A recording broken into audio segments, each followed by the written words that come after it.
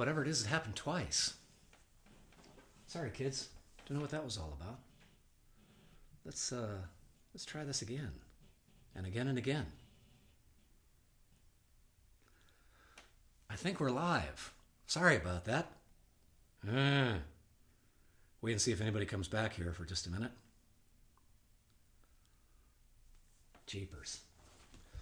I guess we can tuck in a little bit too while I'm... Maybe something more like that.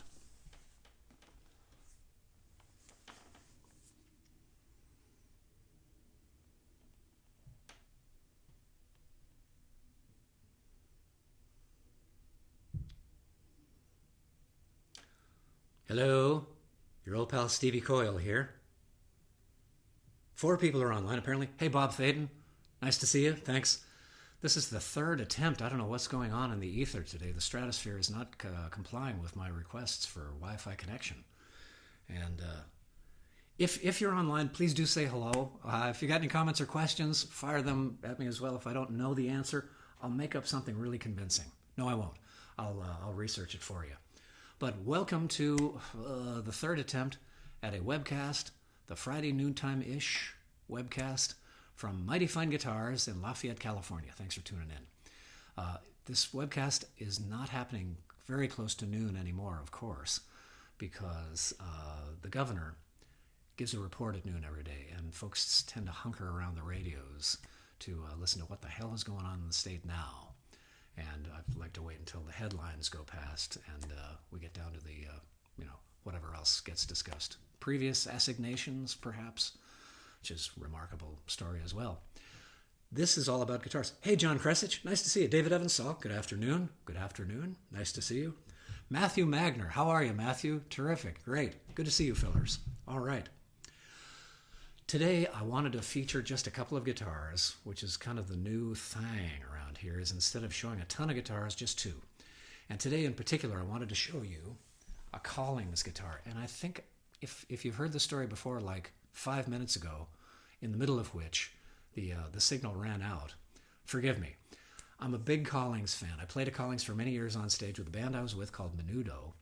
And while we were going through Austin one year, which is where Collings is based, just outside of Austin, as we were going through Collings one year, the fellow who kind of runs the joint, not Bill Collings, the fellow who was the face and the heart and soul of Collings, Steve McCrary, invited the band over to take a tour of the factory, and it was fascinating. It was just wonderful to see how they do stuff there. And then he said, "Well, I've got an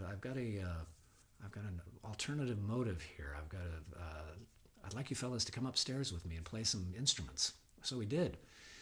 We went up to this little room and kind of clustered all around in there, and he handed mandolins to the mandolin player and guitars to the guitarist players, and the drummer and the bass player, I think, just kind of, read comic books or something. And we played, the guitarist and I played a bunch of guitars, and we thought, this is great. These are wonderful guitars, lovely. We didn't fall in love that day, neither of us, but we thought, these are wonderful guitars. What's up? And he said, well, we'd love for you fellas to be playing Collings on stage. The band was called the Waybacks. We'd love for you fellas to be playing Collings on stage. And if you love any of these guitars, we could make you a hell of a deal on these, because these are seconds. These aren't perfect. We can't send these out. And I was playing an OM28 at the time. I said, what's wrong with this one? Well, here's a Collings right here. This is not the one. But I was playing one this same size, but fancy, with lovely purfling and herringbone purfling and all the rest. I said, what's wrong with this one? He said, well, look right here. See that little arm of the herringbone is off axis. We can't send this out to our retailers. Really? He said, yeah, Bill Collings would never stand for that. So if you love any of these guitars, and the other guy and I said, no, we kind of like what we got better than anything we played today. But he got from both of us information about what we would love. He said, I'll keep my ear to the ground if something comes through. I said, I'd like a mahogany with a nice stiff top, 12 fret, triple O, finger styler. I like that 12 fret sound. Triple O, wide fingerboard, 1 3/4 at least. If you got wider, if that happens, that'd be great too. Slotted headstock, I like that too, because it seems to activate the top better with that steeper break angle across the nut. He said, okay, yeah, I'll keep my ear to the ground. 2 weeks later, he calls me up, and we're off the road, and I'm at home. He says, I feel terrible because we had your guitar here. What do you mean? He said, well, it was hanging over the desk where the fellow who selects all the wood. And it was just hanging there. We forgot about it because somebody inadvertently punched a hole in the back of it with a tool. And so we put a new back on there, and we refinished it. And I think it's got the sound you were talking about. It certainly has the configuration you were talking about. Can I send you this guitar? And I had never heard those words in that order before. So I said, yeah, blub, blub, blub, blub, yeah. And sure enough, it arrived a couple of days later, and he was right. Fantastic guitar, which I loved for many years and only gave up. Auctioned it off on eBay because I needed the moolah to get my guitar, my once in a lifetime, my holy grail guitar, the Alan Perlman that I play. And that's the only reason I let it go. It's a wonderful guitar. Collings. This is a Collings. An OM, short scale though, so it's a nice easy touch. Short scale and a cedar top with mahogany back and sides. It's an OM1. Wonderful guitar. And I think it's just a damn shame that this thing is lying around the shop, especially for under $3,000, which doesn't happen much in this shop. This is from 1999. It's had a neck reset, and it's the OM1. Like I say, mahogany back and sides, mahogany neck, ebony fingerboard, rosewood bridge, cedar top. So it's got that kind of nice combination of a hard back and side wood and a cedar top. Now, just playing this, I would think probably rosewood. It's got some of that richness of overtone, and you just never know. There's mahogany and there's rosewood, and it just depends on the particular guitar, what it sounds like.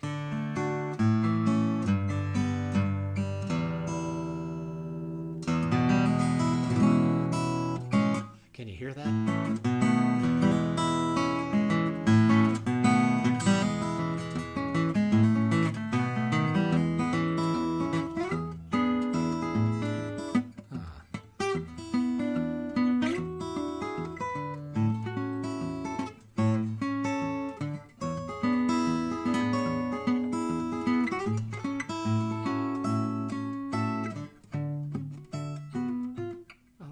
Play that one. Lovely guitar. Big forward sort of sound. It's got that quick delivery that mahogany tends to have, but that doesn't have the super sparkly, sharp, kind of sometimes harsh sound that spruce can have on the top. Cedar ameliorates that a bit. But let me see.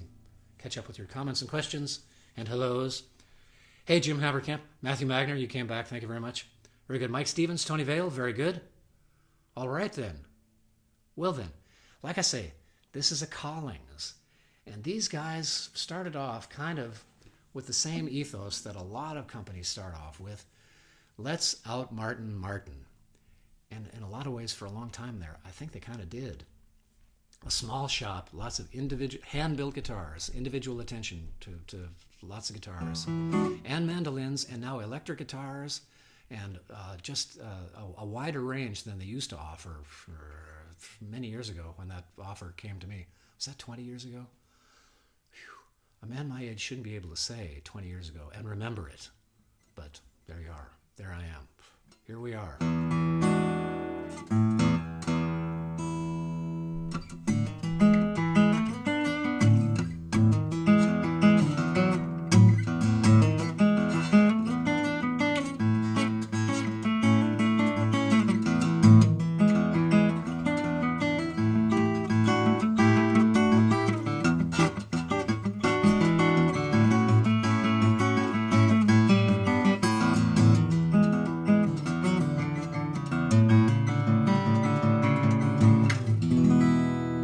That's a wonderful guitar. Man, somebody come buy the damn thing.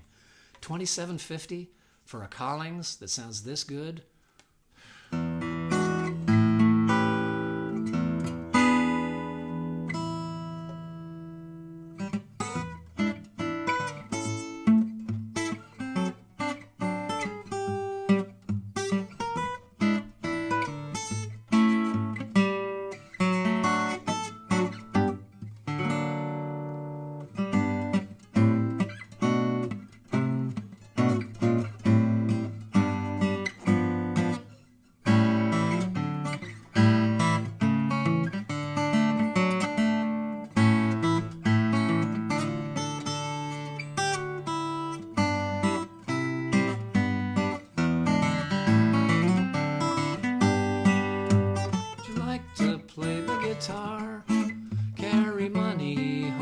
a jar from a coffee house or a bar? Or would you rather get a job? Thank you, Pat. New strings and just tuned it up.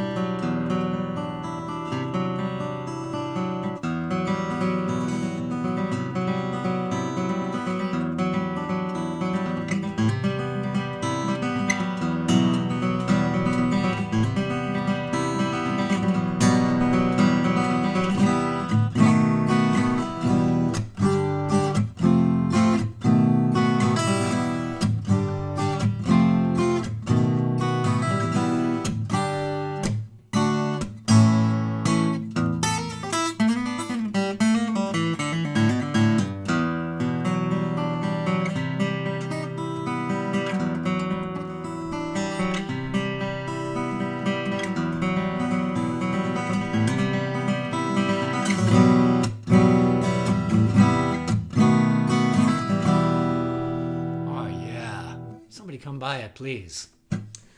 The other guitar I wanted to show you today is by a gentleman named Nick Kukic, who, for perhaps obvious reasons, did not call his company Kukic Guitars. He called it Franklin Guitars. I think he either lived on Franklin Street or came from a town called Franklin. Wonderful guitars, and one of the early OM, and also a Martin guy, also a guy trying to out Martin, and one of the early people to realize the incredible value of the OM and triple O size guitars, the OMs in particular. Typically an OM and a triple O are the same body size. An OM typically has long scale. This one does not. This one happens to be a short scale, 24/9 instead of 25/4. This is an OM, long scale, really wide fingerboard, 1 13/16, which I like. I love having a little extra real estate over there to do my finger stylings. Yeah, needs a little tunage. This is some of the most fantastic Brazilian rosewood I've ever seen. Let me make sure I give you a good picture of this. Pardon me ducking away here, but I want to make sure that I get you a good angle here. Come on, Coil. Show him the guitar. It's a little tough to see still, isn't it? It's perfectly quarter-sawn, perfectly straight grain. Just some of the most fabulous Brazilian rosewood I have ever seen. And this unusual but entirely functional and sensible cutaway. This is the OM, long scale and wide fingerboard. The distinction, you perhaps know, between an OM and a triple O, even though the body sizes are the same, the typical OM is long scale and a wide fingerboard, 1 3/4, and the typical triple O is short scale and narrow fingerboard, 1 11/16, although there are lots of variations of both, of course.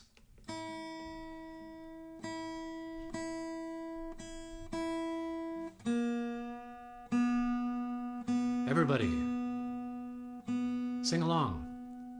I importune you. And speaking of importuning, this guitar is. God. I feel bad about myself, I'm sorry.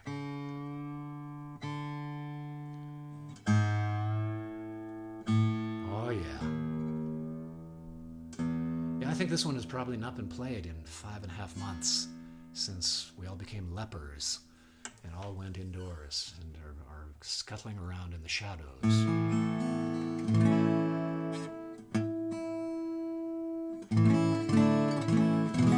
Wow. This guitar was built in the, I've forgotten when it was built, in the 90s. It was built in 1983 and kind of had the neck redone in, what am I seeing here? In 2007. And the neck profile is kind of an open C, which is kind of unusual. Most neck profiles, if you're looking at the neck coming at you, are either kind of mostly a C shape, kind of a closed C. This one is kind of an open C, so it's an unusual feeling in the hand. I like it. Especially combined with the fact that the fingerboard is wide. This is a completely remarkable guitar.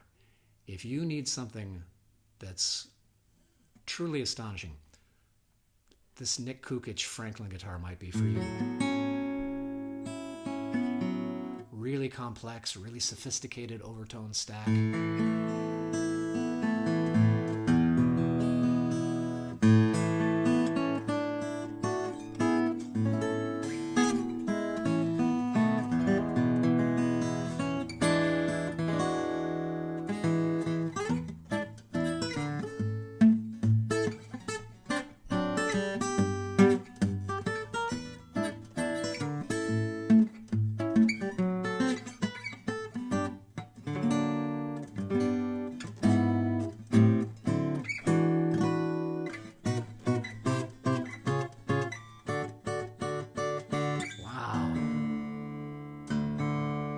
This is coming through. The signal here may not be worthy of this guitar. It's really doing some remarkable stuff. The way the overtones stack up, it's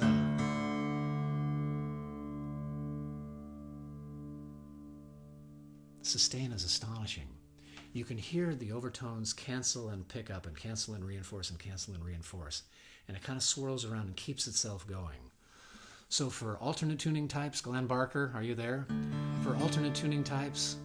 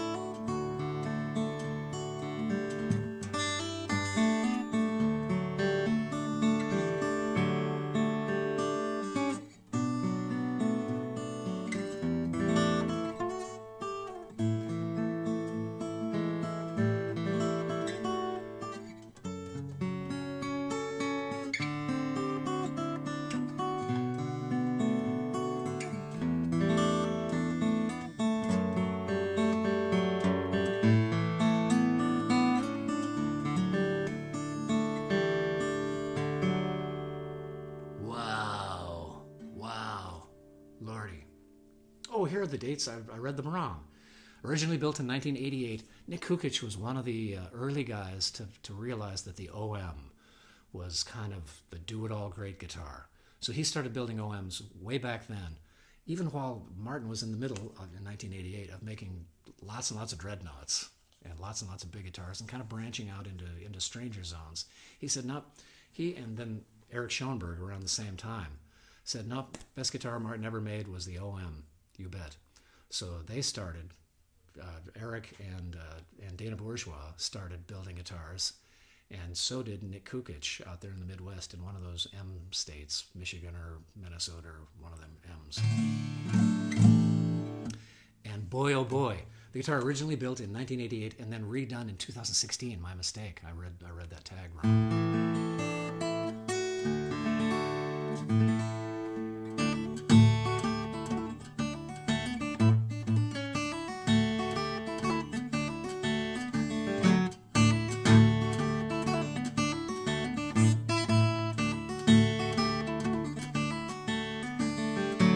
Play songs that I know.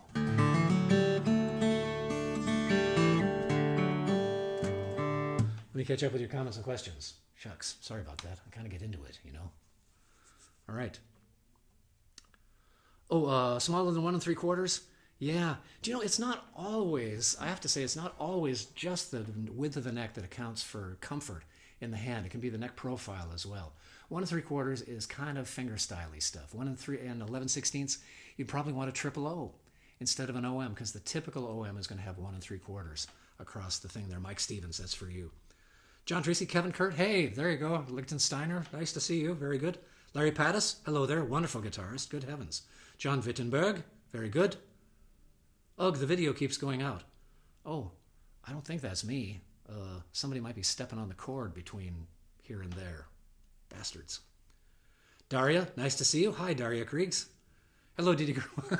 It's just over in Walnut Creek. I don't know who's stomping on the cord between here and there. That's the next town over. Well, are there any comments or questions on either of these guitars? This is the Franklin. It is a lot of dollars, and it's worth every dollar. This one is $8,999.99. But the owner would take an offer against that. I'm quite sure, I know the fellow that owns this guitar, and I'm quite sure he would take a reasonable offer against that. But it is truly astonishing. If for no other reason, and there are other reasons, then this Brazilian rosewood is perhaps the finest I've ever seen on a guitar. Perfectly straight grain, perfectly quarter-sawn, sounds just like Brazilian ought to. And this is not the stump wood that you hear about. This was up on the tree. This is old Brazilian.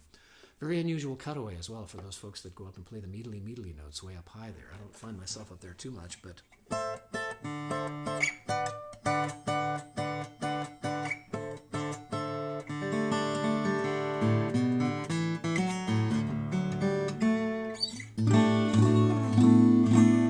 does that go?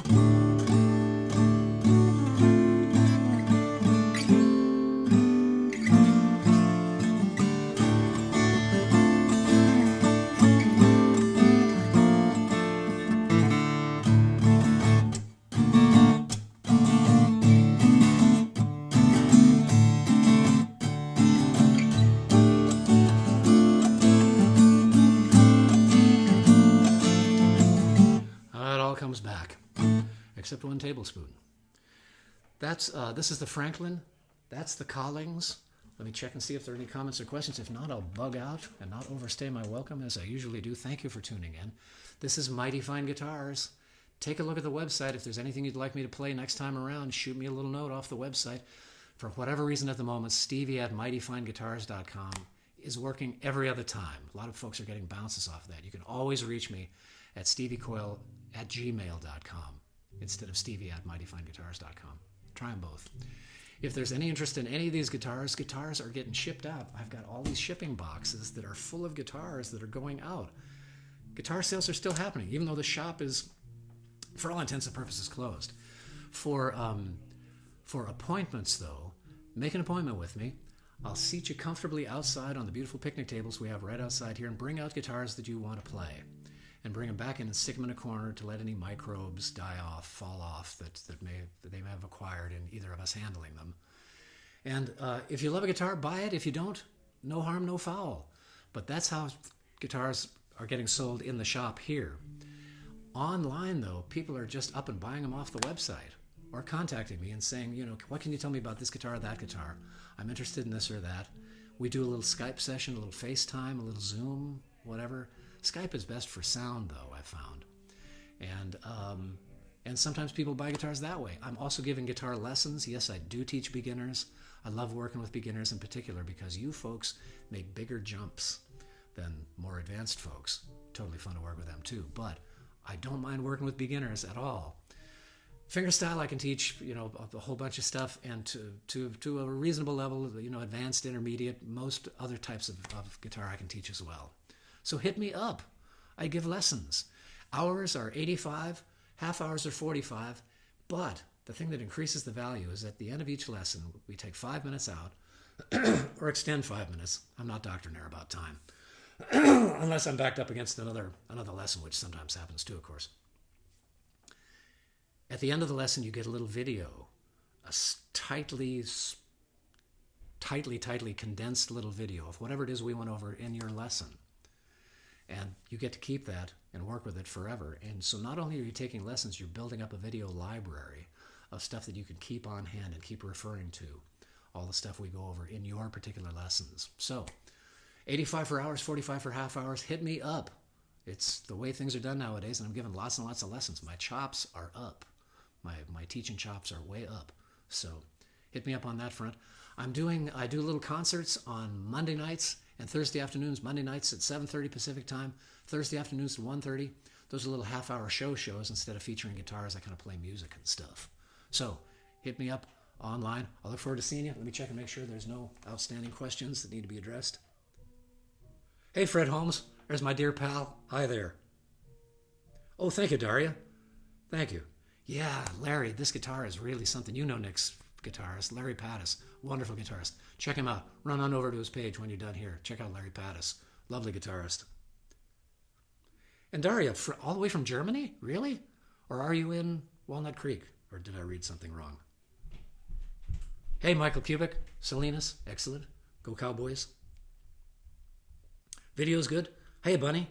There's Bunny. She plays a fearsome guitar as well. Bunny Barnes, check her out. This is great. You've got a whole list of people here that you could go and check out and listen to their music because there's some lovely playing going on in this here group. I wish we could all jam. One of these days I might do one of these things as a Zoom session where we can all actually chat instead of having to type and do that whole business, where we can have a chat, or do one of these and then do a Zoom room afterwards. That's what I'll do next time. Next Friday, tune in, because what I'll do is I'll do a little feature of guitars here, and then we'll do a Zoom room. I'll send you a link to my Zoom room, and we'll all converge there and have a little after party. What do you say? All right, good stuff. Very good, ladies and gentlemen. Thanks for tuning in. Ladies and gentlemen, boys and girls, dogs and cats, cats and kitties, down the road.